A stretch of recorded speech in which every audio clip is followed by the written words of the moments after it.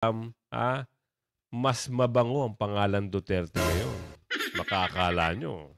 Huwag kayong papakasiguro. Kapag dating ng araw, didikit-dikit kayo. We separate from each other, even if we're not members of the ICC. The spirit... Okay, inamin na po ha. Maliwanag sa maliwanag. Inamin na po na, kahit na hindi tayo member ng ICC, ano daw tuloy. Yes. Magandang araw sa inyo mga kasama. Nandito naman si Lulus nagbabalik. At kung hindi ka pa nakasubscribe sa ating channel, pasubscribe na lang po at hit mo na rin yung bell para updated ka sa ating mga video. Oo, grabe ha. Grabe na po. Halatado masyado eh. Sino ba ito?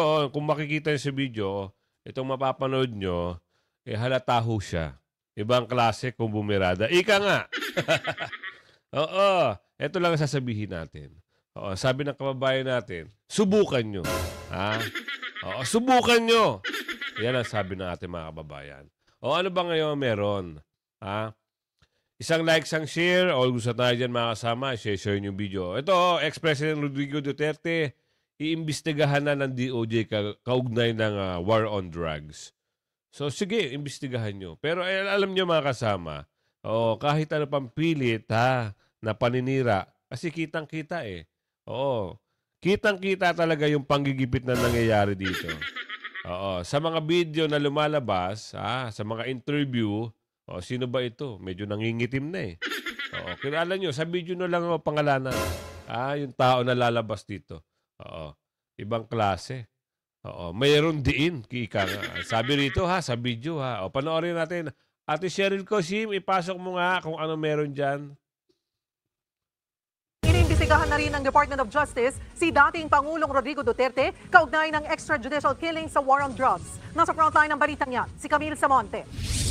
Matapos ang pagharap ni dating Pangulong Rodrigo Duterte sa pagdinig ng House Quad Committee, may gumugulong na ring investigasyon ang binuong task force ng Department of Justice. Kaugnay ito ng umano'y extrajudicial killing sa war on drugs ng dating administrasyon. At kabilang sa kanilang iniimbestigahan, si dating Pangulong Digong. International Humanitarian Law ang ating pinupuntirya ngayon because it is the law that the ICC is studying as well as the law that we have here. And it's the law of the ICC actually. It's what they're using right now.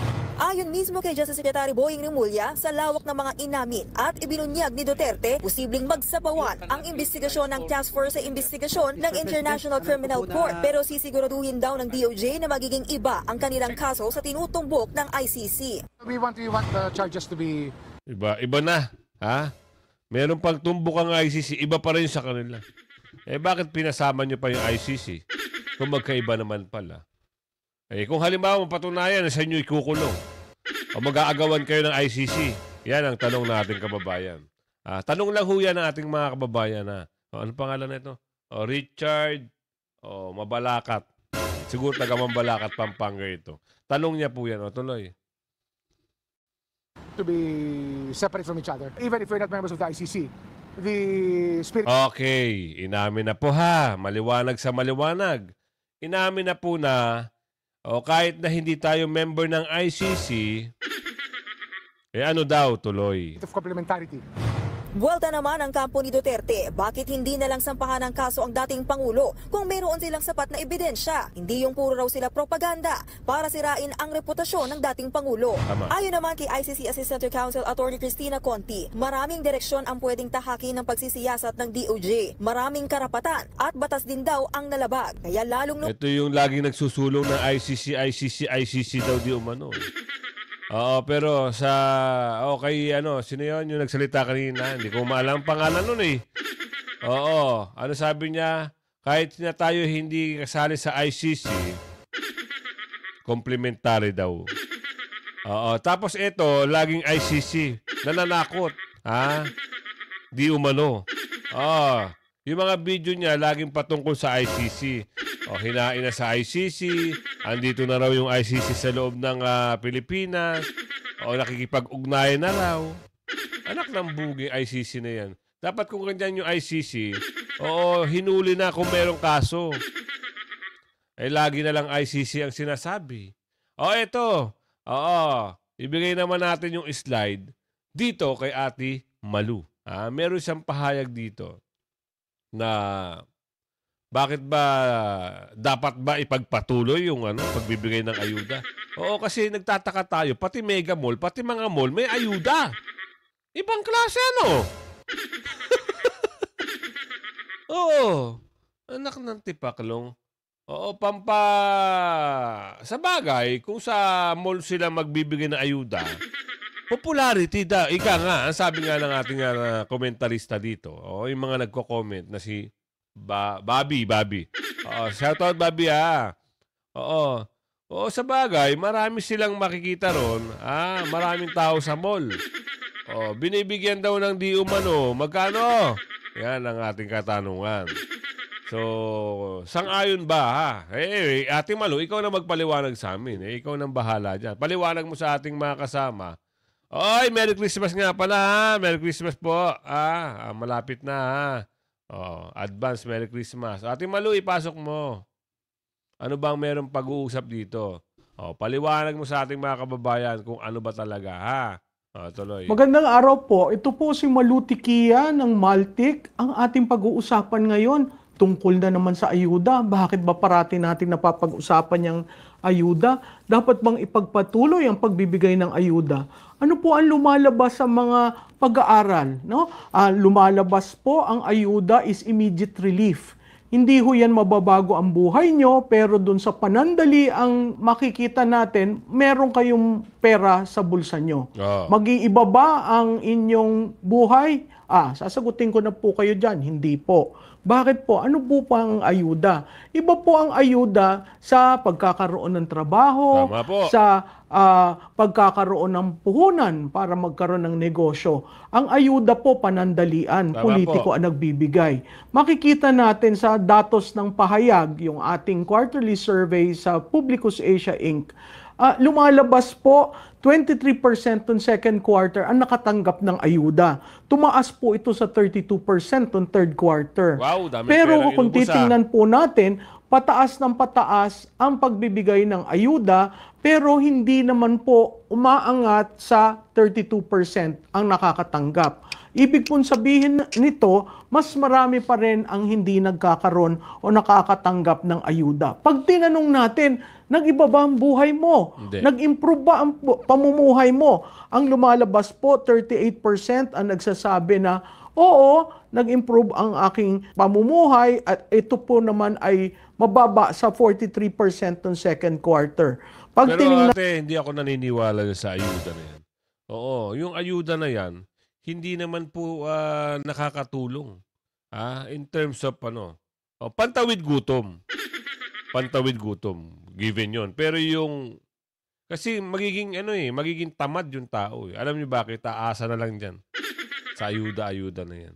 Ngayon, yung pananamantala na ginagawa na kung sino man yung nasa likod niyan, propaganda ika nga, para bumango ang kanyang pangalan. Siyempre, isipin ng tao, ayuda. Sino ba nagbibigay ng ayuda? Yung Crocodile Dundee na pinakamalaki. May pangalan na naman. Kala niya, iboboto siya. Yun lang ang mga, yun mga, hindi ako sumang-ayon doon sa gumanda yung buhay. Naku po, hindi po. Sorry po ate bati naman tayo, hindi tayo magkaaway. Nagre-reaction lang naman ako ate. Kayo ba mga kasama, tama ba na yung nabanggit?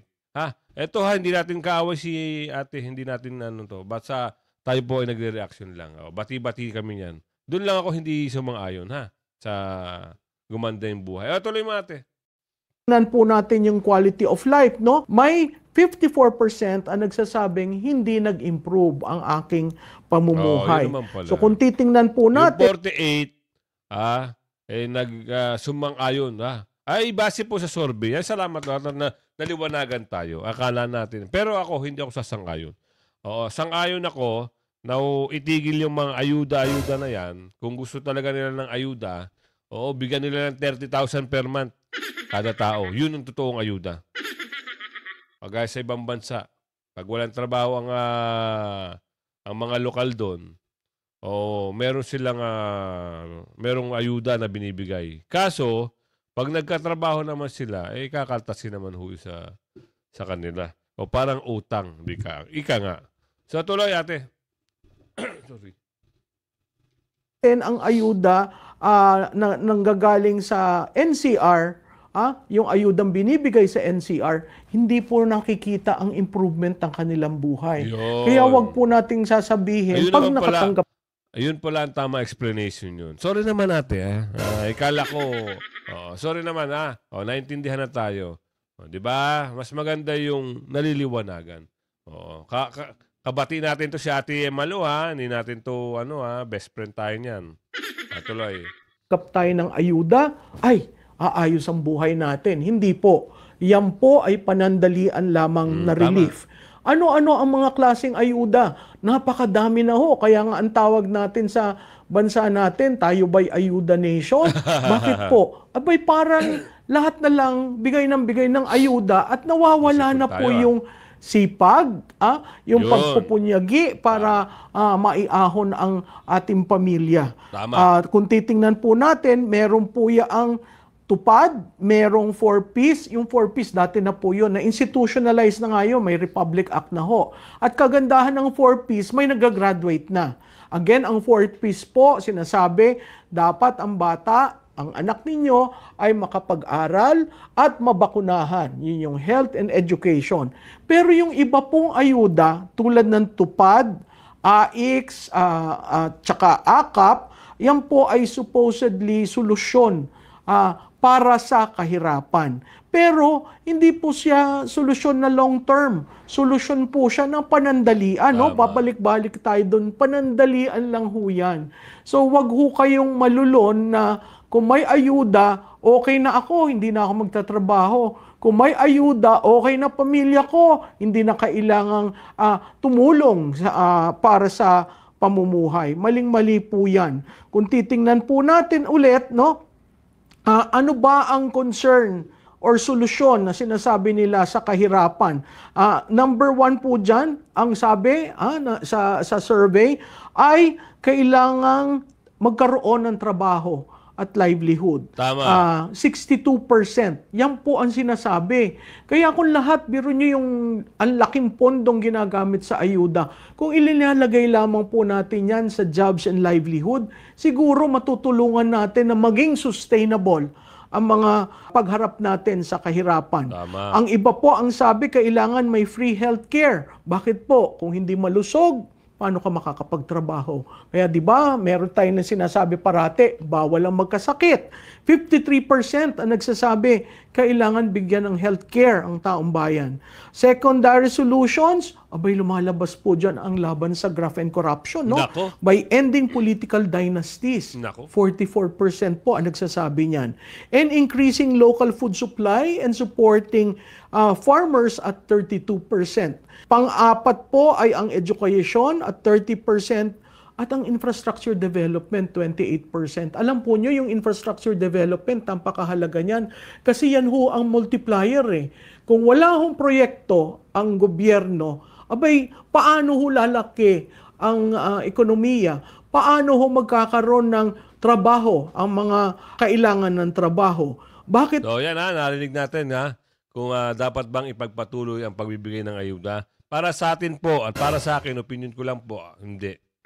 Ginagawa nilang tamad ng mga tao, ginagawa nilang kasangkapan ng mga tao. In terms what? Kasi mapapakinabangan nila paghahalalan, botohan, o kung ano man ang gusto nilang ipagawa doon sa bibigyan nila ng ayuda. Tama. Yan po ang katotohanan. So, hindi tayo sumasang-ayon, pero dapat, nararapat na ibigay kung ano yung dapat ibigay sa taong bayan. Gawa nila ng paraan. Kung halimbawa, magkano lang yung ayuda na yan? 4,000? Isang buwan? Oo. Pagkatapos ng mga ilang buwan, wala na.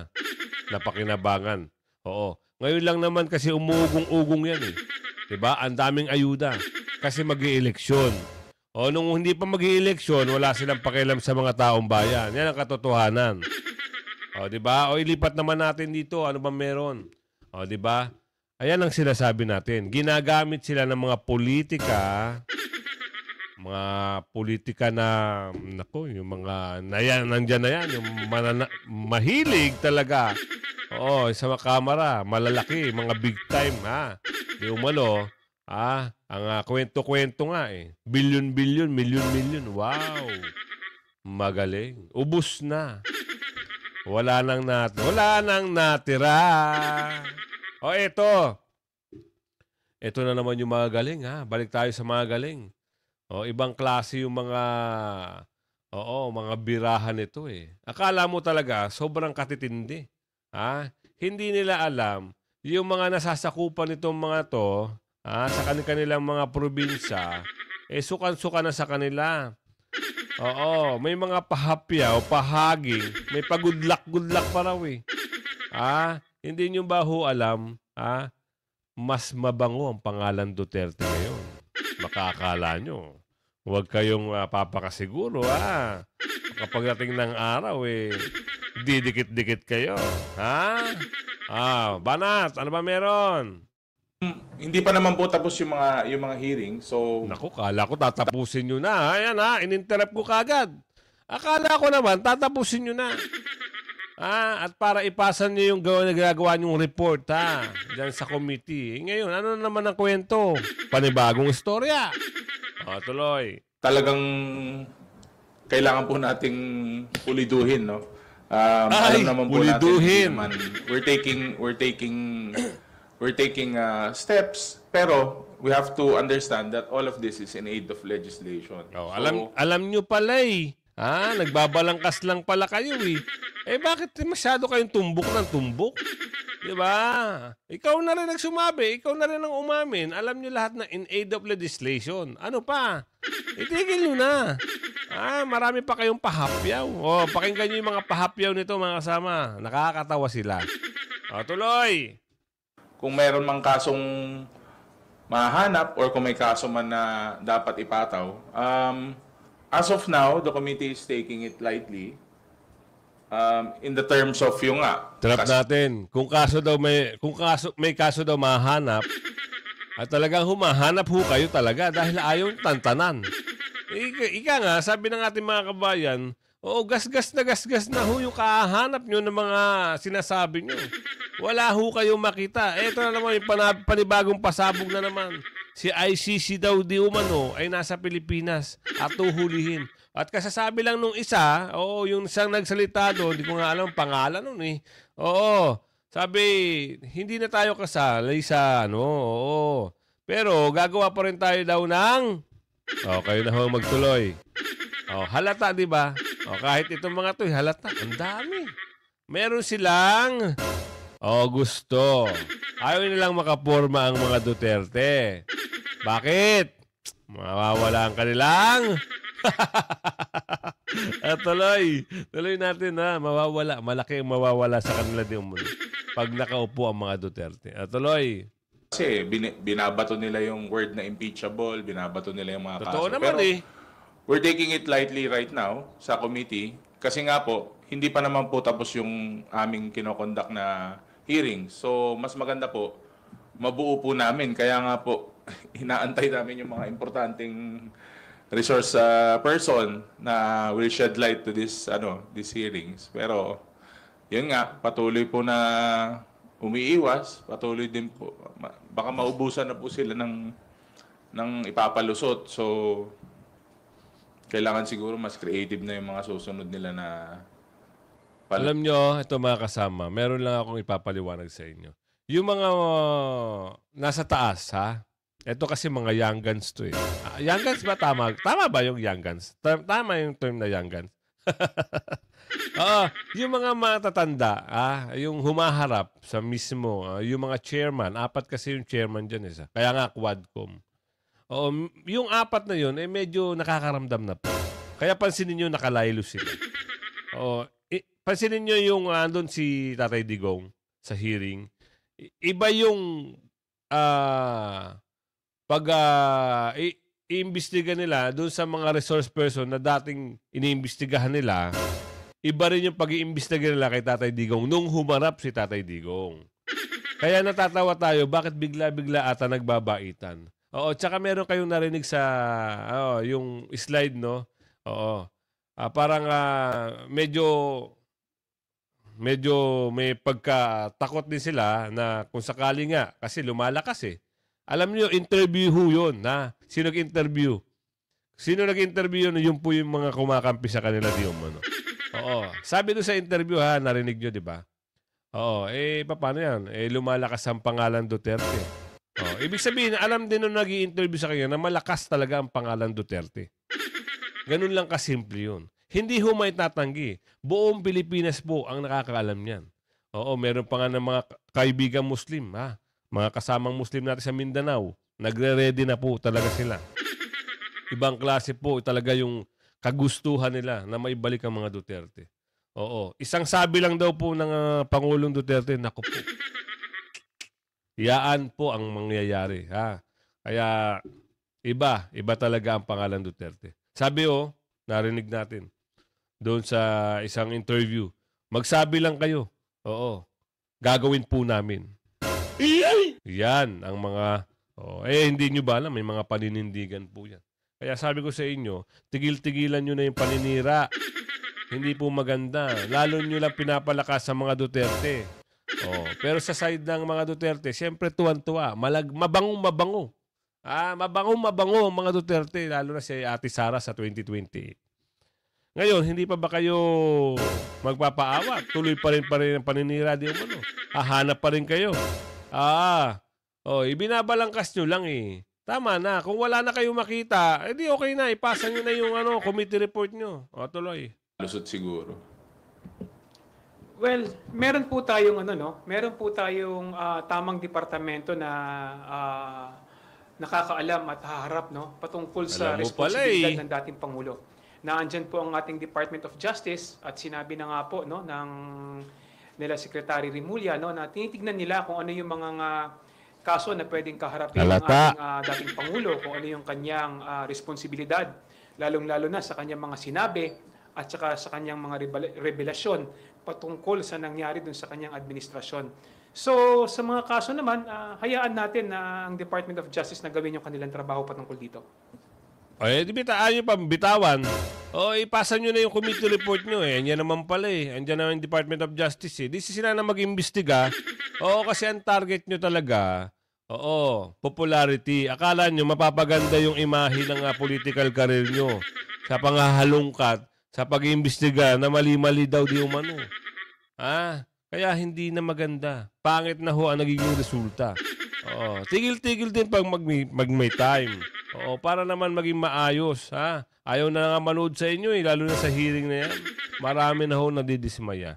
Shoutout sa mga OFW po na ating mga kababayan na lagi nagko-comment sa atin at yung mga migrante. Mag-iingat po kayo sa ibang bansa. Alam ko po medyo mahirap ang buhay pag malayo sa pamilya. Kaya ingat-ingat at malapit na ang Pasko. Alam nyo na yan. Ipon-ipon para makapagbibigay ng mga pamasko sa inyong mga loved ones. Di ba? Tuloy. Huli na lang po, your thoughts on the view po din ni Representative Alvarez. Ang sabi niya, Duterte should return to Malacanang in 2028. Ang sabi lang daw kasi sa 1987 Constitution, yung incumbent president lang yung hindi pwedeng ma-re-elect. Pero hindi yan dapat mag-apply sa dating Pangulo na hindi incumbent. Pwede na siyang tumakbo ulit.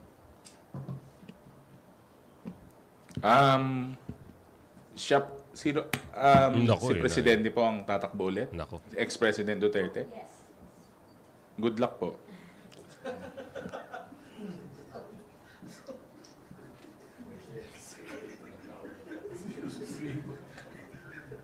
Jay. Ito yung mga naatasan, sabi doon siguro ng leader, hoy, kayo naman ang humarap kasi yung apat, bulok na. Walang magtatanggol sa akin. Kayo naman, total naman, binabayaran daw sila, di umano, magkano kaya ang bayad? Kayo naman, ipagtanggol nyo naman ako. Kahit wala nang kasustansya yung mga pinagsasabi nito, basta may pagtanggol kung sino yung nasa likod ng usapin na ito. Diba? Biruin nyo. Alam na ng mga taong bayan yan. Hindi nyo na sila malilinlang. Sige, ito. Isang isang survey. Survey tayo. Sambales. Sa mga nanonood sa akin, Sambales, mag-comment po kayo. Iboboto nyo po ba to? Nasa harapan nyo? O yung kabila, anong pangalan nung? Hindi ko mabanggit eh. Oo, tapos ito, ano pa pangalan nito? Ano pangalan na to? Brotega, ano? Oo, sino yung nasa harap na yan? Ha? Easy ka dyan, boy!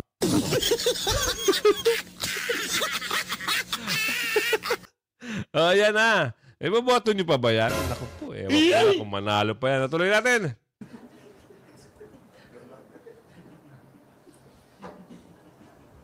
God bless. Yan yung mga, alam nyo, yung mga inimbitahan nila. Yan yung mga makikisig nakakampi nila di umano. Kaya minsan talagang walang naniniwala eh. Alam nyo bakit? Ha? Oo. Palpak na ho. Panoorin. Wag nyo na pala panoorin. Oo. Wag nyo silang panoorin. Ako na lang panoorin nyo sa kayong mga ibang ating kaibigan dyan. Di ba? Kung makikita nyo kasi, mapapansin nyo ho, talagang ibang klase din pag pinatawag itong mga ito eh. Kung sino yung mga nagsitawanan dyan. Di ba? Yun lang tuloy. Thank you, Kos. Thank you, Vivian. Next to ask question, is Marian Enriquez from Channel 5. Sir, your comments lang po dun sa sinabi daw po ni former President Rodrigo Duterte na ito nga po si Trillanes o basing po doon sa sa previous Quadcom hearing na ito si Trillanes talagang Malacanang sponsored yan, hindi gagalaw yan ng ganun, walang pera yan. So, basically sinasabi po ni Duterte na bagong attack dog daw ng Malacanang. Ito si Trillanes, your comments po. Actually, hindi ko naman, first time ko ma-meet si former Senator Trillanes ng hearing ko sa Quadcom.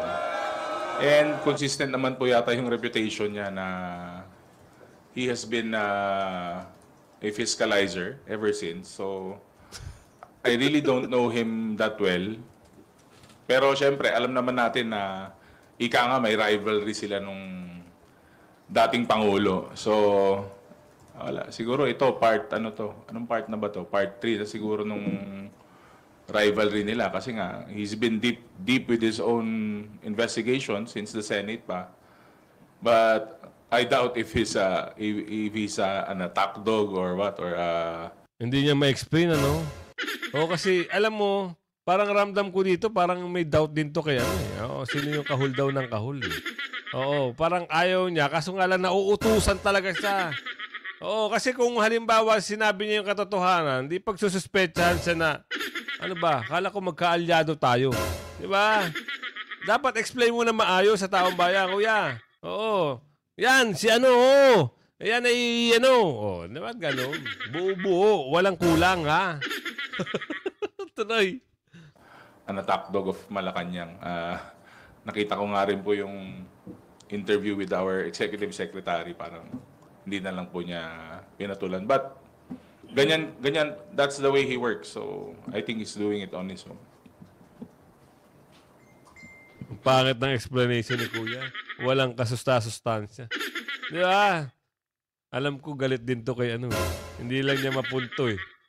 Alam ko galit ka din sa mini-mention mo. Hindi mo lang mapunto. Di ba? Totoo. Nagbigay na po ng statement ang ating executive secretary at sinabi nga po niya na ito ay isang kahibangan yung kanyang statement na yon Dahil sinabi nga ng ating executive secretary na hallucination yon. Ang alin, Kuya? Hallucination ba yon? Yung nangyayari? Hindi ho. Kayo ho ang masyado lang talaga mapag-isip ng hindi maganda. Ito bibigyan ko kayo. Maghanap kayo ng mga survey na mga vlogger na kita nyo, pangalan Duterte ang nangingibabaw. Doon sa usapin na ginagawa nyo at pinibintang nyo, binasura na ho ng korte yun. Ay, nahalungkat nyo pa? Ang sabi nga pabubuksan ulit Ito, hindi pa kayo nakontento, binasura, ipapahalungkat nyo ulit, di umano. Sino ngayon na nagmumukhang kawawa? Sino ngayon na nagmumukhang habol na habol para siraan ang mga Duterte? Di ba? Ang dami nyo. Ang dami nyo laban sa mga Duterte. Di ba? Hindi naman ho pababayaan ng mga Pilipino ang mga Duterte. Kuya, sa kalinawan mo lang magtanong ka. sa lugar mo. Oo, tignan mo yung survey. Magpakanda ka ng survey. O, sabihin mo yung gantong survey ha. O, pabor ka ba sa ginawa ng Pangulong Duterte kaysa sa ginagawa ng Pangulo kung sino nakaupo ngayon? Ganon ang survey. Tignan mo, baka magulat ka. Pumapabor sa mga Duterte. Sa mga Davao, sa mga taga Davao, shoutout po. Yan, mag-comment kayo dito. Tadtarin nyo ng comment. Sa mga taga Luzon, yan, mag-comment kayo dito. Naniniwala ba kayo na maganda ang ginawa ng Pangulong Duterte? Sa mga taga Visayas, mag-comment po kayo dito. Ipapamukha natin dito, kay Kuya, ano kayong pangalan nito? Hindi ko kilala kasi ito eh. Papamukha natin sa kanila na talaga mabango ang pangalan Duterte. At ayaw na ng mga kasamahan natin Pilipino at mga kababayan natin Pilipino kung sino ang namumuno daw di umano ngayon. Parang dirin-diri na sila, ayaw na nila. Kung pwede nga lang daw, bukas eleksyon eh. Di ba? Yan, kung sabi ko nga sa inyo, kung hindi pa kayo nakasubscribe sa ating channel, mag-subscribe na ho kayo ha. Huwag kayong magpapahuli sa ating balita, issue at reaksyon ha. Oo, kung meron kayong komento, question, i-type nyo sa comment section ha. O mamayang hapon, meron po tayong upload ha. Abang-abang lang. Hanggang sa muli, bye-bye.